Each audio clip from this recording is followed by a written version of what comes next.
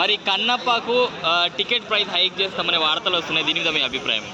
అన్న ఇది కరెక్ట్ కాదన్న. ఎందుకంటే ఇప్పుడు అన్ని సినిమాల్లో అంటే ఒకే జానర్లో చూసుకొని ఒకే హైకే ఇవ్వాలి ప్రతి సినిమాకి. ఓ సినిమాకి నీకు ఫేవర్ చేసిన ఇండస్ట్రీలో ఖచ్చితంగా హైక్ ఇవ్వాలి అనుకోవడం తప్పు. ఎందుకంటే పుష్పకి హైక్ చూసినప్పుడు స్టాంపేడ్ జరిగినప్పుడు ఇంకే హైక్స్ ఉండవు, ఇంకే మార్నింగ్ బెనిఫిట్ షోస్ ఉండవు అనేసి ఇద్దరు రాష్ట్రాల సీఎం చెప్పింది. కాబట్టి ఇప్పుడు ఈ సినిమాకి కూడా హైక్ ఇవ్వద్దన్న ఫస్ట్.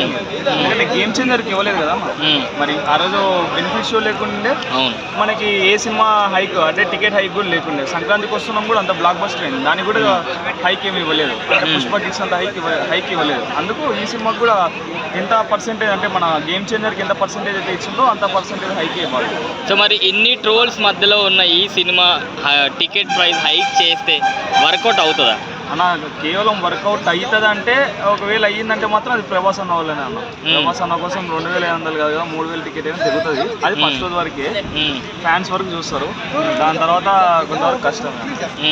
సో మీ అభిప్రాయం ఏంటి టికెట్ హైకింగ్ మీద? అదే టికెట్ హైక్ మాత్రం ఏ సినిమాకి అంటే గతంలో ఈ స్టాంపేడ్ జరిగినప్పటి నుంచి, పుష్ప స్టాంపేడ్ జరిగినప్పటి నుంచి ఏ సినిమాకి అయితే ఎంత హైక్ ఇచ్చిందో ఈ ఫిలిం కూడా అంత హైక్ ఇవ్వాలి అంతే.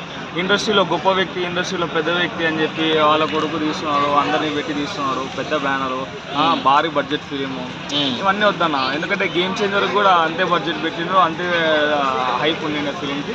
అప్పుడు అంతగానం అడుక్కుంటే కూడా హైక్ ఇవ్వలేదు. దిల్ రాజు గారు వెళ్ళి అడగడం కూడా చేసింది కాబట్టి ఎవరు ఇవ్వలేదు. ఎందుకంటే ఆరుగురు పెద్ద పెద్ద ప్రొడ్యూసర్స్ పోయి అడిగింది గేమ్ చేంజర్ సినిమా, సంక్రాంతికి వస్తున్నాం సినిమా, ఆ ఫిలిమ్స్కి. అందుకు ఖచ్చితంగా ఈ సినిమా కూడా ఎంత హైక్ వచ్చింటే గేమ్ చేంజర్ ఆ ఫిలిమ్స్కి ఈ సినిమా కూడా అంత హైక్ రావాలి. Thank you.